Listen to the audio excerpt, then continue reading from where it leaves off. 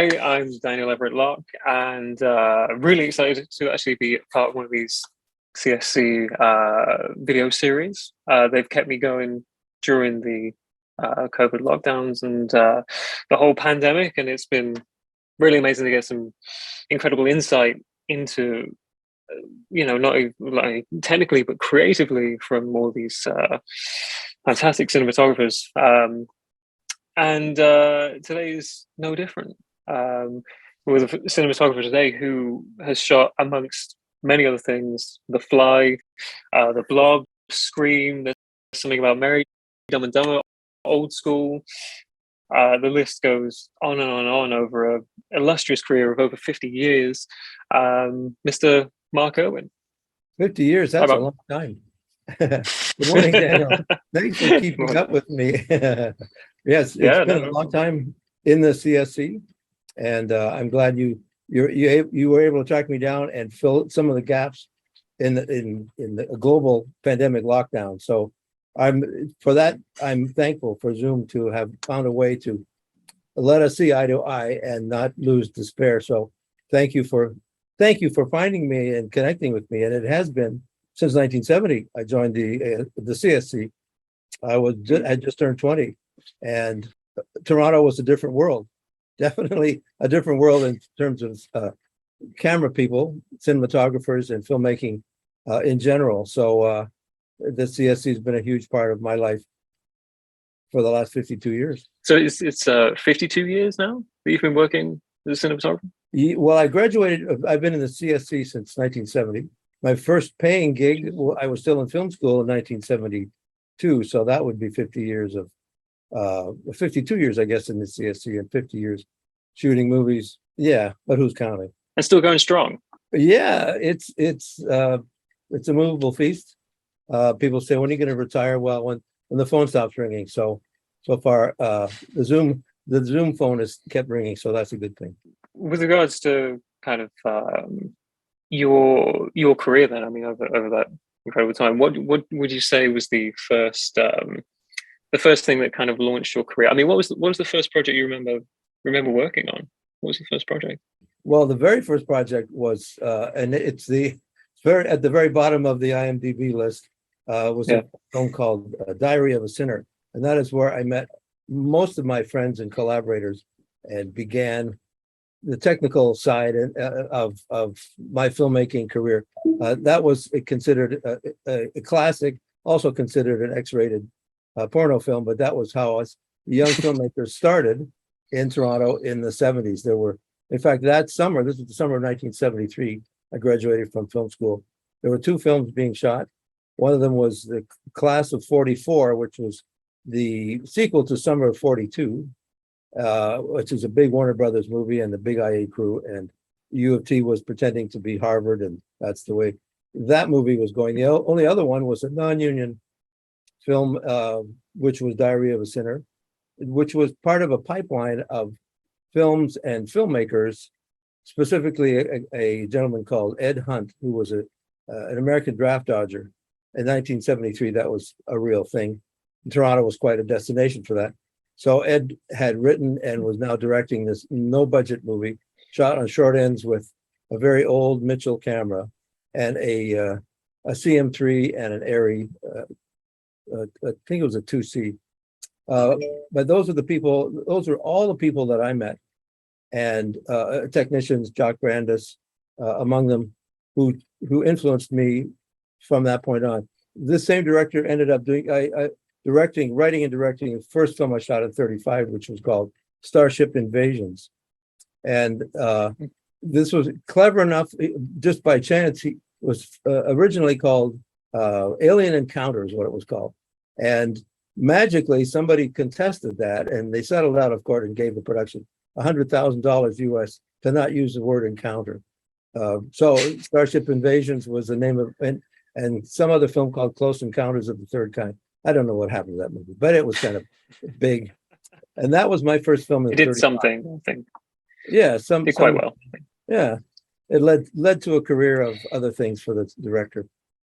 But that was my humble beginning, and it's funny, the meetings that are all about you as a director of photography cinematographer, are meetings that you're not invited to. And these are meetings with the AD, the line producer, the producer, and the director, talking about another film. And what about that? So the people who I didn't really work with in terms of crew, camera, grip, and electric, these producers ended up saying, let's get this guy for this next film. So I ended up working on a film called Blood and Guts the following year.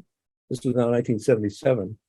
And it was a kind of a road picture about a wrestling troupe that went from town to town in upstate New York, Southern Ontario masquerading as upstate New York.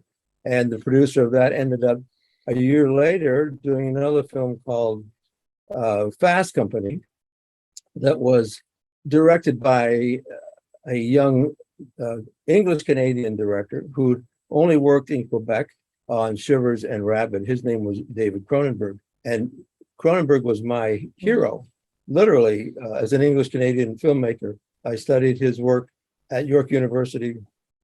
I met David, and David already had a director of photography for this show. It was about drag racing and to be shot in Edmonton, masquerading as Montana. What do you know? To make a long story short, David had René Verdier, who was going to shoot it, and he had done Rabbit, I think, or Shivers, one of the two. So it was thanks, but no thanks. See you later. So that was 1977, and I started working on other things. In those days, we would shoot literally everything: industrial films, Moreland Latchford educational films, TV Ontario, after-school specials, anything and everything. So, more mad scrambles, more cheap movies. And then I get a phone call from David, an unknown voice at midnight. I'm in Toronto. Hey, Mark, how are you doing? Who is this? David. David who? I guess I wasn't quite awake or didn't know his voice, but that was David Cronenberg. And it seems that René Verdier, who was not just French, he wasn't French Canadian, he was Parisian, had another film in Paris. And he decided he was going to leave Edmonton. And I was needed second on the list to be in Edmonton the next morning, shoot the first week with David. At the end of that first week, we finally see the dailies that came from Vancouver, from Alpha Cine, if anyone remembers that lab. And wow, you seem to really know my style. I don't know, I like the way this is working. I didn't tell him that I'd written a thesis all about David Cronenberg and had studied him in Stereo and Crimes of the Future. So that was kind of my foot in a bigger door than low budget X-rated movies in Toronto. The next film we did, in fact, in that same year was The Brood, 1978. And the year after that was Scanners, which ended up being kind of a market movie. It did well and put David on a bigger map. Because it must be remembered, this was just before the film boom, and it really was a boom, that nobody had any money for low budget movies. And the government said, well, we'll give you a tax break. If you invest $100,000, you can write off $200,000 or, multiples of that. So what would happen in Toronto was that everyone would wait until the fourth quarter, October, November, December, when all the orthodontists and chiropractors and whoever, guys who owned car washes, wanted a tax dodge, and they would say, I've made enough money, so here's the money. And it was a mad scramble. I remember shooting once, literally looking through the lens, and the director behind me, and I look over and he's looking at his line producer. We got the money. Okay, great. Let's go again. We have enough for take two. So it was kind of crazy. That was the pirate days of filmmaking in Canada in the 70s, the late 70s. And the film boom officially began in 1979.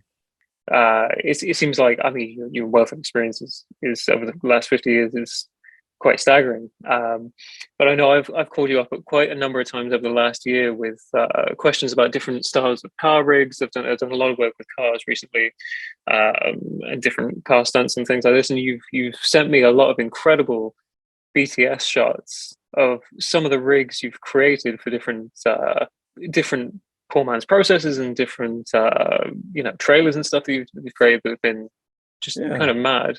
Some different ways of lighting that you've done previously in years before, the invention of like LED, that mimic very close to what we do in this kind of more modern day with LED technology, and it's just kind of this scaled up version using tungsten lights and this kind of thing. It was very interesting to see those kind of things.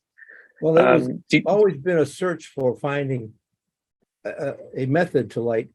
I have to remind everyone that art is film is art with a stopwatch. So you can take a lot of time in bouncing and diffusing and flagging, and that's the British style is a big soft wash. And you realize, wow, it's Storaro, same sort of thing. Bounce, diffused bounce. And watching it, my mind in the 80s and the 70s thinking, this is huge. I mean, the conformist. Bertolucci or Zoraro's work, 1900. David Watkins' work in The Three Musketeers. And this is huge, beautiful, soft light. But how do I get that on a budget? Because it isn't like, sure, take all the time you want, spend all the money you want. No. So I decided that bouncing and diffusing, even on a 4x8 or 4x4 and diffuse with a 4x8 or an 8x8 of diffusion, that was still taking too much time and too much space. So this goes back to the 80s, the early 80s, and it came up with something. At the time, there was a company called Production Services that became SIM, and now it's just kind of our touchstone to the lower budget beginnings in Toronto. There was Panavision, there was William F. White, and then there was PS, and all of us non-union guys would go to PS. And Doug Dales was very supportive. And I said, I want to make this light that's 4 feet square and is 18 inches deep, has 4 1K soft light bulbs mounted in the back through 2 layers of diffusion of grid cloth. So he said, sure, and made one. And I said, this is it. And then I said, well, let's make more than one. And he said, well, how many do you want? And I said, how does 12 sound? So they built 12 lights. And what do you want to call it? I don't know. He said, well, we'll call it the MI light, my light. So that was my light, and it lit sets from that point on. It was great to hang it above something, and then you could skirt the sides either with duvetine or with color. And I like to hang full 85 to give tone to walls. Quite often you'd be stuck in a place that had white walls. What are you going to do? Well, let's color the walls. Just use gel. Yeah. So fast forward to The Fly, which was 1986. On The Fly, we had one very tall, very clever German guy. He was convinced that he saw the future in filmmaking, film lighting, by using what we call office lighting. And we said, Frieder, you can't use fluorescent tubes to light a movie set. You're crazy. It'll never work. Of course, we were somewhat wrong, and Frieder Hockheim started KinoFlow, and he was somewhat right. But here's where my perspective stopped. And I've always, I see Frieder all the time, and I've told him the 4-banger, let's just start with that. Great light, but it is essentially a bulb holder. It has 4 tubes, and it has these sides, chloroplast sides, upward. The light itself is still pretty raw, so it requires diffusion. Every setup requires another custom diffusion job with 216 or something else, black wrap. Every light was a mess. And I said, Frieder, you got to make these into boxes of light. My brain saying, here's my light. It's 16 square feet and it's soft. I turn it on and it's soft. And he said, no, this is how they are. Everyone likes them. What's your problem? Well, my problem was that it took forever for every single light to be gift wrapped and rattled and clothes pegged and God knows what else. So I said, never mind. I ended up making myself, literally myself, 1/2-inch PVC fittings that turned each of this thing with this. Now it had a box that was a frame, an empty frame that ended up putting diffusion on that. It was fabric diffusion, just like we call it a tea cozy, but it's with elastic. So we just pop it on. And now this was a box of light. 2 things happened. One, you could put it anywhere. You could put it on the floor, on the ceiling. You could stand it up. You could hang it. You could rim light it. And second of all, it had no gel, no 216, no rattle. That's really what drove me crazy. My gaffer is a guy called Jay Yowler, who started with me, and he understood we wanted to make a box of light. And we started making lights with coroplast, and they ended up being quite structural, and they were perfect. We did a whole number of movies, and we kept building more and more and more and more. The trouble is they didn't travel well because it was an empty box. You take the tubes out, and now you have to fill a whole truck with empty boxes. So that's why I was kind of pushed into the knockdown thing. I'm linking all of this together to the word quasar, and that's where Jay Yowler and Stephen Strong, his best boy, came up. They met a Chinese developer, we'll call him, who was doing a lot of business in Southern California, if you're familiar at all with the Conejo Valley and other valleys nearby. They're all market gardens. These are valleys that, given the fact that they have state water and perpetual sunshine, they grow 3 crops of strawberries every year. The way they do it is they roll out plastic for miles and miles and miles and poke holes in it and plant the strawberries. The whole point of the story is that the next crop means they have a whole lot of waste plastic. And this Chinese developer was saying, I know what to do with that. So he was in Southern California for a reason, collecting used plastic from the agricultural business. And they somehow connected with him and said, we've got an idea for LED tubes. Fast forward 10 years and now quasar science is huge. And they understood the power of the tube.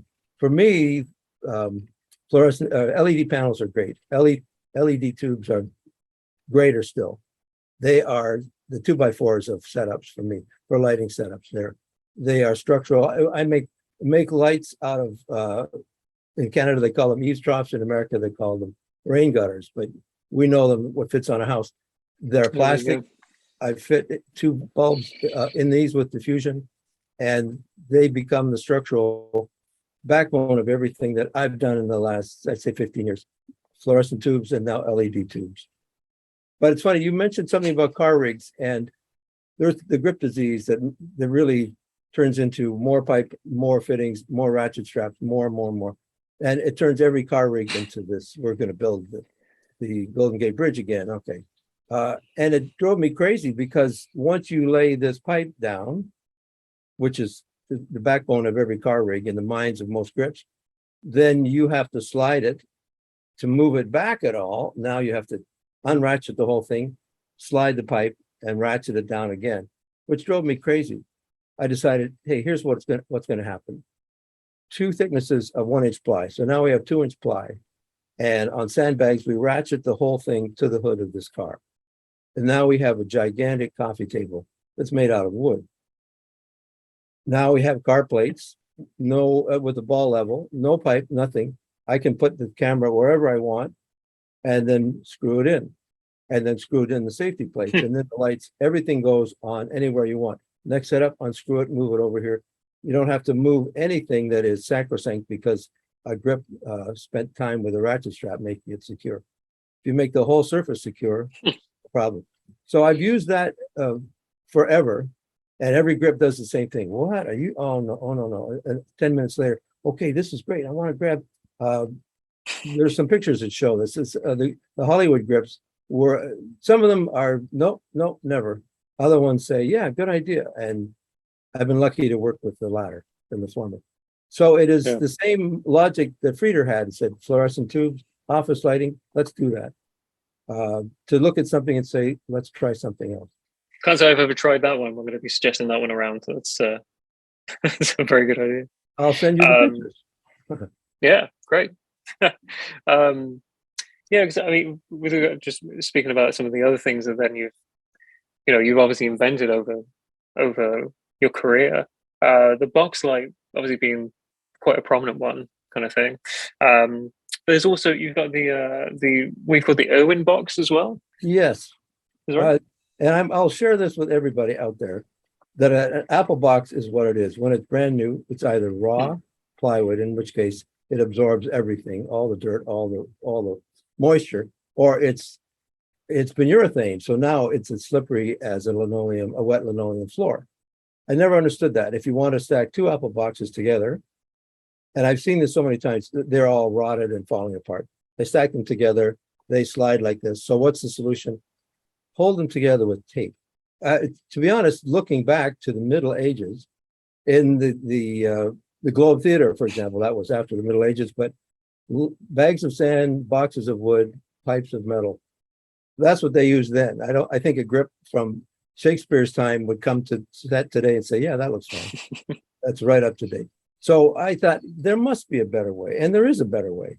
And I have a son who's now 38, but he was younger at one time, and he really liked, like most kids, liked Lego. And Lego blocks are miniature apple boxes with receivers on the top, and you lock them together. So that's all I did. I've been asking Grips for years, make me 5-sided apple boxes, an apple box with no bottom. So you can level it on whatever ground or sand or gravel, grass. You can turn it sideways, put a sandbag in it, and now it's stable. You don't want to stand on an apple box just resting it. Then I just went beyond it, said, now I'm going to make 5-sided apple boxes that have receivers on the top. So they are miniature flat-plated Lego blocks. Now you can stack them together, stand on them, and they don't slide. Not only that, structurally, they are coated with something called Line-X or Rhino Coat, another name, but it's a truck bed liner. It always bothered me seeing apple boxes that were essentially rotted wood holding up set pieces that actors were going to stand on. I just make them for myself. I've talked to other people, Matthews included, and they said, yeah, great. End of story. We're not going to make them. It's up to you. So, well, they did make those quite a recent thing. They've taken your design, haven't they? Was the 3i spreader, yes, which is the replacement spreader for the Rumford and Baker sticks that pretty much every production kind of gets stuck with. And frankly, the design is, it's pretty old. Kind of causes a lot more problems for operators and ACs setting up than anything else, to be honest. And this is a good replacement for that, right? Well, that was one thing that was common I'm not Mr. Fix-It trying to change the world, but I'm looking at things that to me don't work properly. And this was sort of the lineage of me starting with a guy called Jock Brandis, who was an inventor as well. The Toronto Filmmakers Co-op was this hotbed of us young hippies in 1973. That's what you were, had long hair and a beard and a Chevy van. And what about this? Hey, what about that? Let's try. Jock would make his own soft lights. He'd make his own rigging beams called Brandis beams. So it wasn't that far for me to say, well, wait a minute, this doesn't work. And I think my voice would be joined by everyone else who uses perhaps the best tripods out there, and the Ronford tripods that really were invented, by the way, for Ryan's daughter. That Ronford and Baker were asked to make something that would not be affected by salt water and moisture and rain. They were shooting on in Ireland, and Freddie Young said, it's got to be something because the wooden tripods are binding and they're affected by the rain. And Ronford was a cameraman and Baker was an engineer. They made these legs in 1967, I think it was, a little just before I got into the film business. So they came up with these incredible tubular legs and these kind of not so good spreaders holding onto the sticks with bungee cords. I don't need to go into detail about how tragic that is for ACs, that they continually fall off or fall apart because they're spend a lot of time in the dirt and they're just little tiny bungee cords. So I won't make this an advertisement, just a link to an advertisement, but through other ACs, we developed a method of holding tripods together. And the 3i spreader, named after my son Matt and my cousin Ray, who's a machinist, a CNC wizard, we kind of put things together. And the legacy of this started with another inventor, my AC Gary Yoshino, who worked on Mighty Ducks and a bunch of other movies.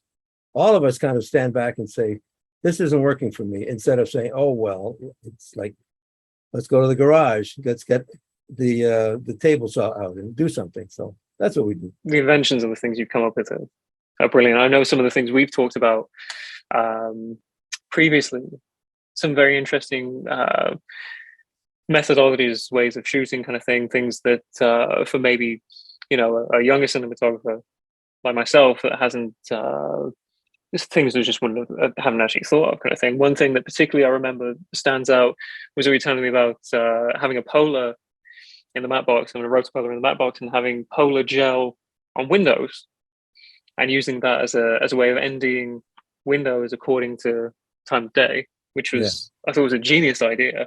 I've told it to a few people since, and they've thought how brilliant that was. Well, it was interesting because Roscoe listened. They obviously make all kinds of ND gel, and all of us share the same pain in watching squeegee gel a window to N3, and then the sun comes up and you need an N6, and they peel it up, put it on, or put it on plexiglass frames that end up being scratched and misaligned. So Roscoe came up with Pola gel, and it's expensive and worth it because you don't have to buy N3, N6, N9, N12 and tear it off and throw it away and come. The producers will only say, well, it costs this much. Okay, the alternative costs twice as much. So let's give it a try. And the gel itself is polarized. You put it on the window, and the same gel is now mounted in glass, and it's the rotating Roscoe Pola gel, one stop. And as you rotate it, you can make the view out the window as dark as you want or as light as you want all day long. Without affecting the light inside the room as well, so that kind of works. I think the first one we're going to talk about really is The Fly, and what the experience was like on that. Because looking through your IMDb and stuff, I'd say that was probably maybe one of the biggest things you've done at that point. Am I right in saying? Or yeah, The Fly was a breakthrough, I guess, in a lot of ways. It was a radical remake. That was the last film I did with David. I didn't know it at the time, but nonetheless, The Dead Zone, I think, was pretty big in terms of market movie, big box office. And David was never interested in that. He liked The Brood, he liked Videodrome, which was a kind of a backhanded success because at the time it didn't do well at the theater, but at that time, video rental places were becoming. This was before Blockbuster, with mom and pop corner stores in New York and different cities. Everyone would, what are we going to watch tonight on Friday or Saturday night? And video rental and Videodrome, suddenly everyone watched Videodrome, and it became a success. It's a great movie. The whole film was all flashback. It begins in lower Montreal at night and tilts down to find a factory, and inside there's a drop forage press, and there's a man with his hand and his head squished. Excuse me. And that's the wife discovers him, and the whole film is now flashbacks, and Vincent Price plays his brother, and she tells the whole story to him. So the audience it was very, very stilted.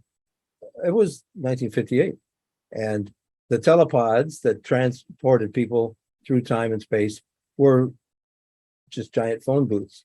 So David confronted that as the core.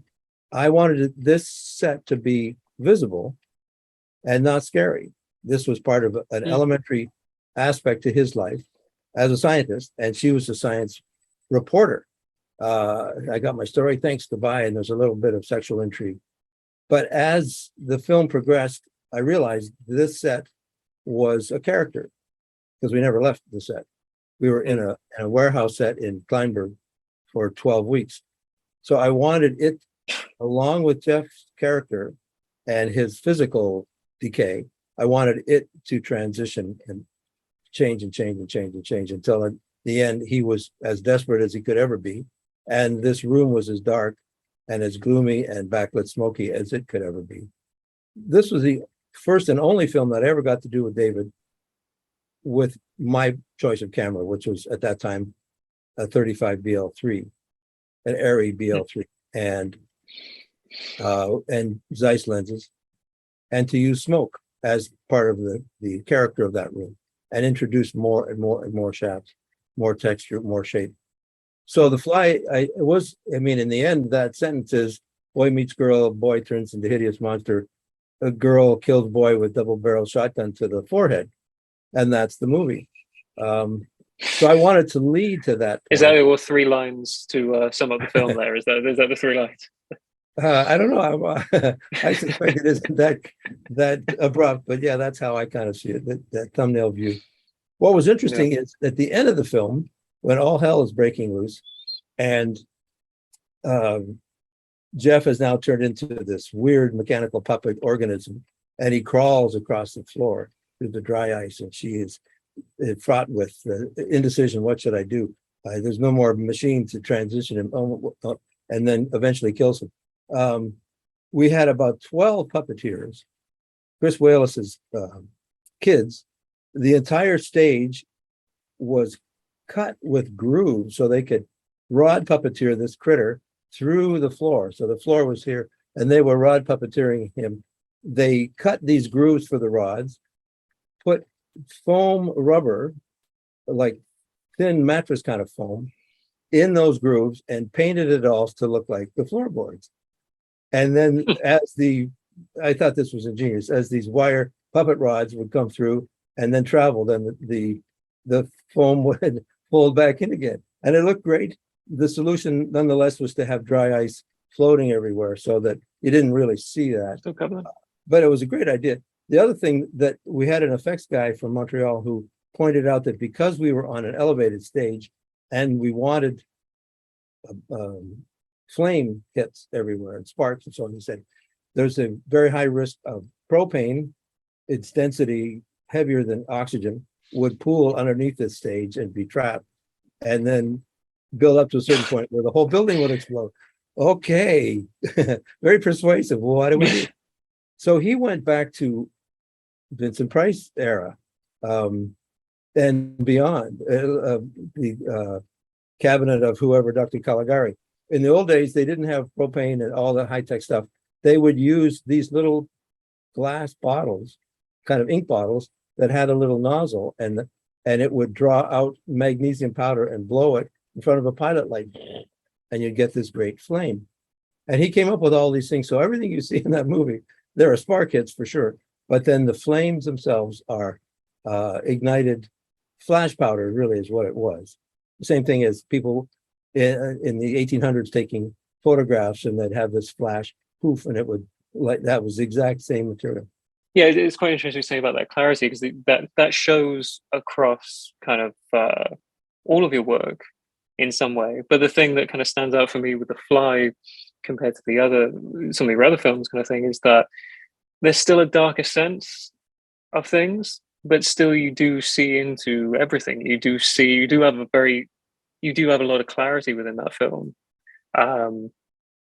But still there is darker elements to it. I think that's quite an impressive thing with The Fly.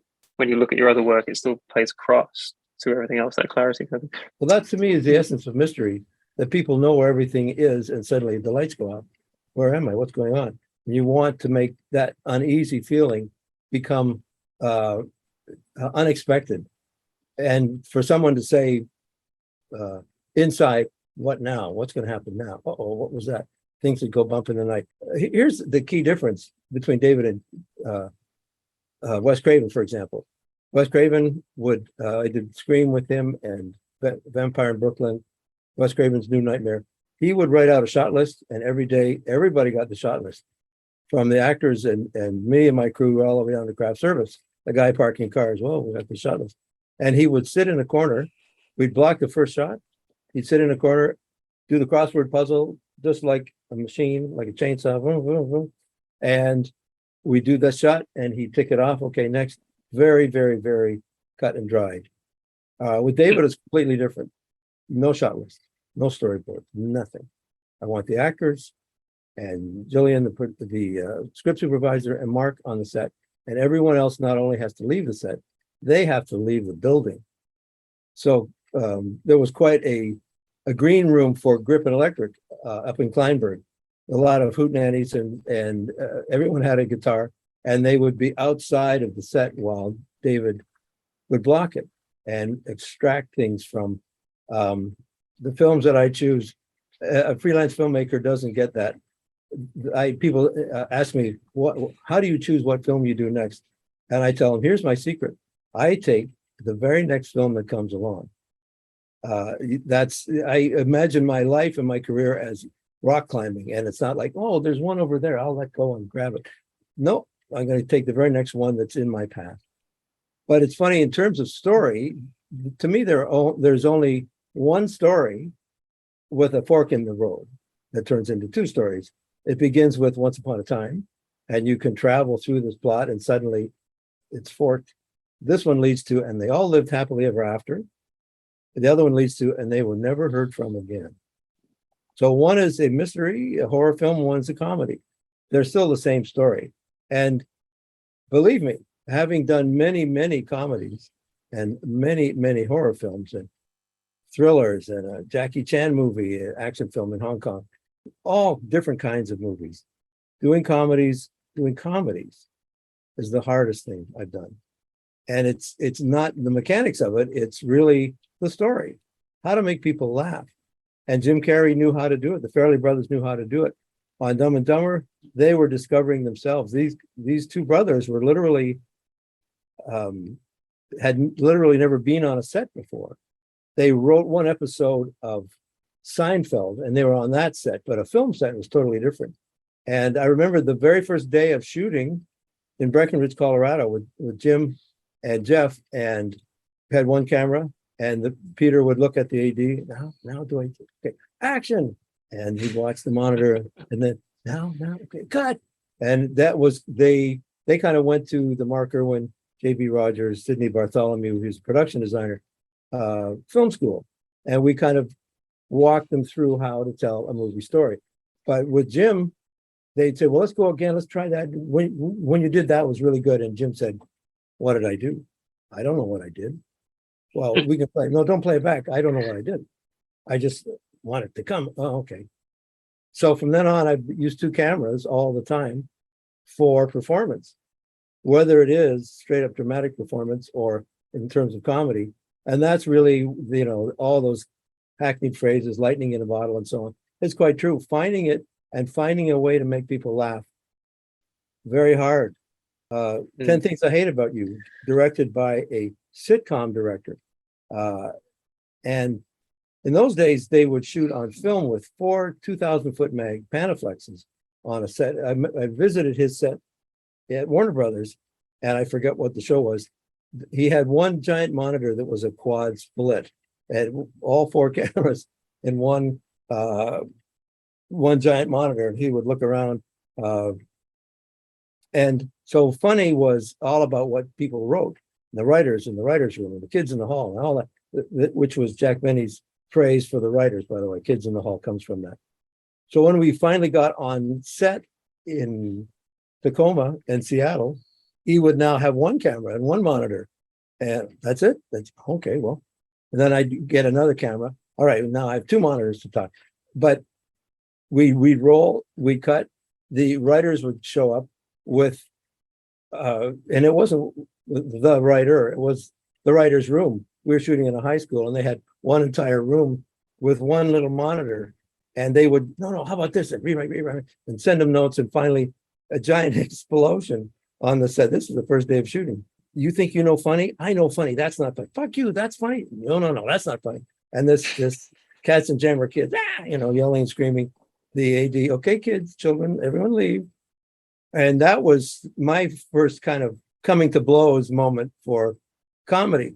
It was now then reduced to the writers, all their notes would had to fit on a post-it, sticky post-it thing. And the PA would run from their room or their tent or wherever they were with this little thing stuck to his finger. And he'd stick it on the monitor for the director. Okay, I'll take that. No, that they crumple it up, throw it away. We're going again. So whereas Jackie Chan was very precise, this kick goes to here and this and that. Wes Craven was very precise as to this goes to that with the knife in the chest, and everything was cut and dried, in some ways, quite literally with knives. Comedy was this free thing that could go anywhere and does go anywhere. The number of different personalities you've worked with over the years is like incredible. I mean, from people like, obviously Jim Carrey, Will Ferrell, Cameron Diaz. A couple that obviously there's a lot of comedies you've done, and the horror side of things as well, but some of the action stuff. And personally, I've got to ask about what it was like working. For instance, I think it's only the one film you've done with Jackie Chan, right? Is that The Protector, right? Yes, The Protector in 1984 shot in New York for a month and then in Hong Kong for 3 months. And one of the few films that he's ever been in, action films at least at that time, directed by an American. The director was a guy called Jim Glickenhaus. And Golden Harvest kind of sought him out looking at his work from different film festivals and so on, and put him together with Jackie. And this was the only film before and after that where Jackie actually shot anybody with a gun. And he's kind of known, his signature is using props and, the set around him, cabinet doors and refrigerator doors and jumping through ladders and things, but to actually bang, bang, bang. He was, he was a Chinese American cop who the millionaire's daughter is kidnapped in Hong Kong. Let's go find her. Jackie, you're in charge. And so he had the gun and pull it out and do all that sort of thing. And it worked great. But Jackie's deal is that unlike comedy, where you can, let me try this, let me try that. When you're kicking someone in the head, you don't want to try anything. You want to know that this is going to work. So he would rehearse all of his fights with the same 7 guys who were his troupe. And it was all ballet, really, just ballistic ballet. And it all worked great. But we'd have a first day in Hong Kong. It was totally different. Americans in New York and Jackie would do this. Okay. Then we're in Hong Kong. Suddenly, Jackie's in charge. And everything changed completely. He would fight these 7 guys in the massage parlor and then run down the hallway and down the fire escape. And he'd fight 7 more guys, the exact same guys wearing different outfits, and then run away. And the next day he's fighting more guys, the same guys. And after a week, I finally said, Jackie, what's the deal? I mean, I know they're wearing different jackets and maybe a hat, but what's the deal with that? He said, he honestly said, nobody can tell the difference, meaning Guidos can't tell the difference, and meaning me. And I guess his audience expected it. And so I saw it all put together. I couldn't tell. What was interesting is that everyone wanted to be one of Jackie's guys. They would line up with a chance to be a member of his troupe, and they were all buffed and ready. And we had a scene in a warehouse where the bad guys come after him and he does a sweep kick and they fall off the top of a container and land on their back on another container, but that's 8 feet down, landing on metal, no pads, no nothing. And take one, I remember they had a John Player jacket. It said John Player right here, all zipped up. And he had a pad in his chest. There was the kick. He went down, bam, unconscious. Okay, they sent in the guys to take him away. What did they do first? Take off the jacket. Next, take 2, another guy. So 4 or 5 takes later, we got the shot, and I don't know who got in the troupe at that point, but I know they all went to the hospital. One thing mainly, you've done a huge amount through your career, obviously particularly in the earlier days and stuff, the evolution of like special effects into, things getting replaced by visual effects and, digital artistry kind of thing. What's your feeling on that kind of thing? So obviously, you've worked with some of the masters of special effects through your career, and then to now get into this world where things kind of go more digital. How do you feel about that? I was lucky to do a lot of what ended up being effects-laden movies like RoboCop 2, where things could not be done live. We shot a lot of VistaVision background plates and elements, and foreground elements would then be, Phil Tippett had a thing called, instead of stop motion, it was go motion. And it really meant that he was creating motion blur. So all the movements of these little tiny, if you see RoboCop 2, the monster, I forget what it's called, but it's the new robot killer, is only this tall, literally 6 inches tall. And every VistaVision frame that we shot on an empty street lit to infinity, by the way. So in those days, it was ASA 320 and miles of cable and 9 lights and everything just for the plate. And everyone reacting to the, oh my God, which is not there, a C-stand with a tennis ball on it. So that was special effects. That was 1989. I don't mind what's happened in the present, in the sense that now we are expanding beyond what we did on a sidewalk in Houston on RoboCop, and now we can create other dimensions by either a volume wall, an LED wall, green screen, blue screen. Now the imagination can go farther, depending on the money. And it used to be a fortune to do green screen. I remember shooting American Pie 2. We had a shot of a truck driver who does a CB radio, 10-4, good buddy kind of thing. And they had this giant truck. We were going to mount it and drive it around. We were at the Paramount lot saying, well, wait a minute, this is a Universal lot. We can't do this. Why don't we just do it green? It's just a quick shot. And I remember the producer saying, well, we can't afford green screen. And I opened my computer and said, this is what my son is doing. He's in high school and it was all green screen. Why can't you do that here? So our technology will always supersede us, and our imagination has to catch up. And it isn't that big a leap, I don't think. You know, what an amazing thing for me is, being a mentee of yours for the last year, has been the fact that I can turn to you and ask questions about things from decades ago and how things were done, and get not just a knowledgeable answer, but an experienced answer, because you've actually done it. You know, I asked you recently about, I had a film where they were asking me to shoot a car process in a similar way to a 70s film would have done. So I called you up and asked you, and it's actually an experienced answer, not only just a knowledgeable answer. It's actually something that you have done. You know?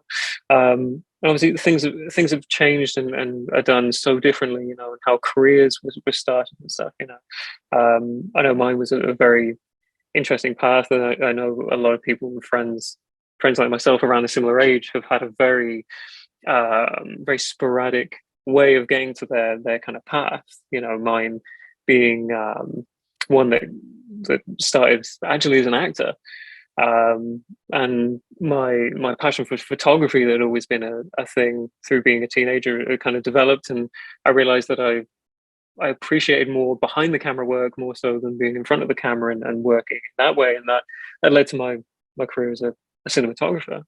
But it took quite a path to get there and land at that point, and I probably didn't start as early as maybe I could have. But for yourself, it seems like you started straight as a cinematographer, and it kind of stayed that path ever since. I was lucky. I started as a cinematographer because I was a projectionist, something that's now lost. But at age 5, with film strip projectors, and then all through public school and high school and university, I was a projectionist as an integral part of sharing movies. Something perhaps you're not aware of, the National Film Board, even down to the Canadian Heritage Minute or Hinterland Who's Who. These are the things that connect Canadians to each other. The films that I would project as a kid in public school, I'm 7, 8, 9 years old, these were documentaries that taught me everything about everything. And what I learned was that the same names kept showing up in the credits. I would watch this movie 10 times because I had to project it in 6 or 7 different classes. And then I'd have my own little test room and watch everything and learn. So I was learning about film and about Jean-Claude Lebrec and Michel Brault and Richard Leiterman, all my heroes, who I got to meet as a CSC member at a very young age. That was how I learned about telling stories with pictures. I have a whole bunch of credits on IMDb.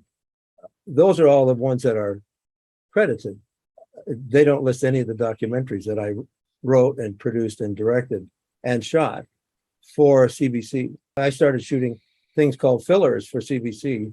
A lot of us were young film school graduates who ended up getting the gig to make 13-minute and 50-second fillers for CBC, that if the hockey game went long or went short, they would show this filler. And I don't know if they'll still exist, but that was the the crucible in which we would learn how to make movies. And that's when I learned it was art with a stopwatch. It was film with a budget. Don't pretend you can shoot another sunset and all this grandeur. No. It has to fit in 13 minutes and 50 seconds and don't go over the budget. So I learned everything about telling stories with pictures. And I think that's the common thread, that you were seeing them. We all see things in different ways. My biggest influence outside of cinema was a painter, a Canadian painter called Alex Colville, Colville. Everyone listening and watching, Google him and learn what it's like to be a Canadian artist. That kind of imagery and dedication to composition and the power in the frame. These are all the things that we absorb. And I tell my crew, I know you know everything about pixels, put it all in your back pocket and talk about feelings. That's what a director, that's what an actor wants to understand. That's what the audience wants to understand.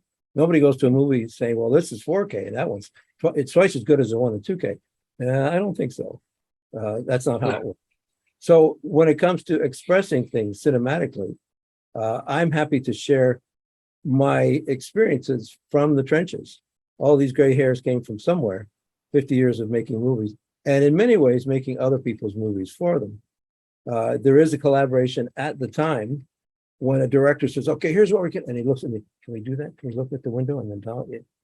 Okay, here's what we're going to do. And so we are quite obviously to ourselves and others, that person behind the curtain, or perhaps the ventriloquist making somebody talk and dance. When the film is released, who did they talk to? The director and the actors. Yeah. They're the only people there. Apparently this film was designed its own sets, shot itself and edited itself magically just with these three actors and the director. So I'm not bitter. This is the way it is. And the very Canadian perspective of this is that I tell my guys, this, no matter what you think of yourself, the film business, this film crew is a giant totem pole. And no matter who you think you are, there's someone standing on your head. So respect that and do your job. It's easy. Any advice for obviously a very long and fantastic career that's still ongoing? You know, you're still even operating your own camera and have done for the last 50 years. You know, that's, you know, I would love to have any advice for any cinematographer about like kind of longevity through your career kind of thing. What do you say is a thing that you've got to do to survive for the long run? That's a tough question because I wish I had the answer. I think I only got here by understanding the story more than anything. And I know as things progress mechanically and optically, that kind of gets in front of things, the pixel count. And, you know, if you have a what Steadicam, what Technocrane, that is something that you get to carry, but more or less in secret. And as a director of photography, your opposite number on the set is the director. He's directing the actors, the flesh aspect, and you're directing the mechanical, the cold steel aspect. All of that has to meet in the middle and in some ways wash away what's behind you and concentrate on how best to tell the story. And it's not an uncommon thing, of course, for a producer to come to the set and say, so how are you feeling? As if my feelings are in his wristwatch. We all know that the sun, I tell producers and directors, don't forget the sun is going down while they're eating breakfast. Let's not pretend it happens at quarter to sunset or quarter to panic. Let's just slow and steady wins the race. And a lot of directors are somewhat explosive. I know when we did Mighty Ducks 2, Sam Weissman, the director, was very frustrated with having 14 kids literally skating all over the place. Come, stop, let me talk to you. It was crazy. His method to deal with that was to kick the set garbage cans, which were, you know, location splits everywhere. We call him Yosemite Sam. He's gonna blow, look out. And he kicked the garbage can all over the ice. Knowing those dynamics with someone as reclusive as David, introverted, and someone as extroverted as the Fairley brothers, you have to find out how you mold yourself into this position. So knowing that directors are in many ways alone on a tightrope, we either have to join them on that tightrope and say, I got you, or hold on to the tightrope from underneath, invisibly saying, you're not going to fall. The film business will continue to change, and that's its strength. However we apply ourselves to those changes is up to us. That's brilliant.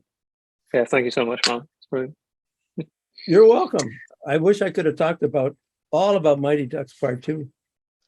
Kenan Thompson, that was his first movie. He was literally a kid in the stands, and the director, so you got a lot to say. Come on down here. And he survived from that point on. Ducks was what was so bizarre about that film was that the producer, not the director, the producer was insistent that we created this game, these Goodwill games or whatever they were, but they were competitive games. And the producer said, I want pools of light on the rink. And I said, well, when you say pools of light, I'm guessing you're meaning pools of darkness as well. Yes, it should. And I said, like the Ice Capades. Yes, like the Ice Capade. Well, no, this is not, this is a competitive thing. You can't, 3 seconds to go, lose the puck in the shadows and think we won because no one can see the puck. So there was a lot of threading of needles on that show. So from obviously an incredible career that's spanned over 50 years at this point, what's next? Hopefully what is next will find its way to me. I've reached out for a lot of films, and there's an immense competition in the world. So I kind of find out what wants me rather than me trying to get something. I've been very lucky to work in the last couple of years with a company called Airbud Entertainment, Robert Vince and Anna McRoberts in Vancouver and in Victoria. And the 3 things you're never supposed to shoot together, kids, dogs, and special effects, that's all these guys do. So I've learned a lot, trial by fire kind of thing. And especially working with children and animals. The animals can go all night. The children, we can lose them at midnight. They turn into pumpkin. Oh my God. So learning how to cut corners. That's another reason a lot of these lights and dollies and everything that I come up with. It's in order to do something good in a hurry, art with a stopwatch. So the future, it's funny, I as an ASC member, I'm surrounded by literally pictures on the walls of Greg Toland and Hal Moore and Arthur Miller, all these great cinematographers who lasted into their late 70s and kept shooting. That was when there was a Hollywood system where you had a contract and you would shoot every day, Monday to Friday. That's how Hollywood has kind of a lunchbox mentality. I'm going to work here, going to work there. Now in a freelance world, you have to scramble. And how I apply myself, I'm just right now talking to a young director who has a film, ironically, a wrestling film, 50 years after I did one in Toronto, Blood and Guts. This is to shoot in Edmonton. So you never know. I'm not in any way hoping to reinvent myself, but certainly apply myself to the needs and wants of younger filmmakers or older filmmakers. I don't know. I'll be 72 in a week, so who's counting? So the experience is what counts in a lot of ways, and I appreciate you understanding that to ask a question, my answer comes from actually having done that. As a documentarian in Toronto, I would go to CSC meetings, and there were guys that I call the Silk Scarf Crew. The Bill Jimmy and George Morita, the guys who would shoot commercials, and they were in some ways in an elevated plane because they did $1 million commercials or promos for Ontario Place or General Motors or something. And I felt like I was one of the dirty knee squad that would run around and get our hands and knees, shooting low angles of kids or Indian tribes or whatever the job was. So now that I've had the distance from there, I kind of blend both of them. I just like Deakins and Rob Richardson, operating a camera is part of me. And the truth is that now, if you don't, you end up watching the set on a little 7-inch witness monitor. watching TV all day is not shooting movies, as far as I'm concerned. So I'm not denigrating anyone who follows the rules. I'm the one who, I guess, is breaking the rules. But I honestly feel more comfortable in being at arm's length to the actors, to my crew, to everything, rather than being. I remember visiting a set to see Dean Semler a long time ago, and we had this new Panavision digital camera.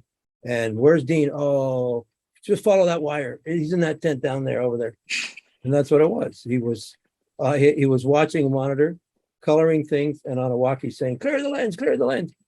It seemed so distant from making movies. I did a film with Charlton Heston, a Mormon Western. Actually, right after we did Dumb and Dumber in Salt Lake, this was a TNT movie, and it was a period piece.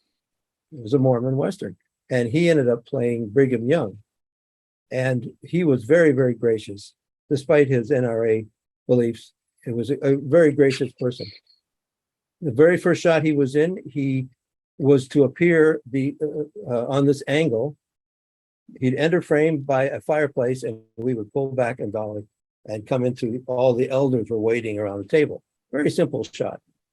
So, and I kind of measured where he was going to be in terms of architecture, and I had his headroom. We slayed the shot, and then he looked out and he went like this. And then he ducked back and then took his hands away.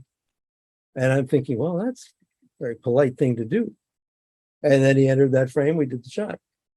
Every single shot, if he'd stand up or sit down or whatever, he would show me this. And I was thinking, this is more polite than he needs to be. I wonder why. So I asked him.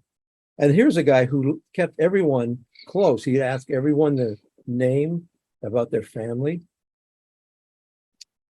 He was won an Oscar for Ben-Hur, I think. He'd been around.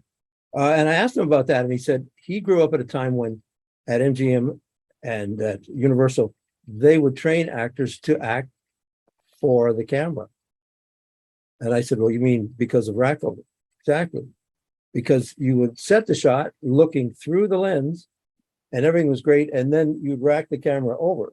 So now you were looking at this angle. The taking lens was here and the viewing lens was here. And when the shot was over, the operator, who was now pushing into a close-up, was actually framing this, hoping when it racks over, it's back in the center. And the director would yell cut, and the AD would yell, and you don't hear these words anymore, freeze for rack over. And everyone would do that, exactly, freeze, and they'd look at their feet when they're on their mark. The dolly grip on his mark, the crane operator. And then the DP would walk up and look, they'd rack the mechanism out of the way and look the movement out of the way, and you'd look through the lens to make sure everything was fine. There was no video tap. There was nothing. There were people doing this with their hands. It was crazy. So that ballet was part of it. And following on the heels of that, I don't use sliders. As an operator, they're in the way. I got burned so many times with people who kept sliding during coverage, and I said, no more sliders.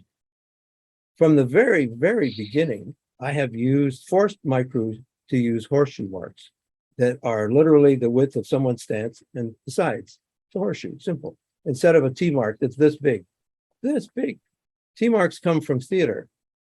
So if you ever go to see a play, it's a proscenium, and the actors are doing their thing on stage. Those T marks for them, it doesn't stand for theater.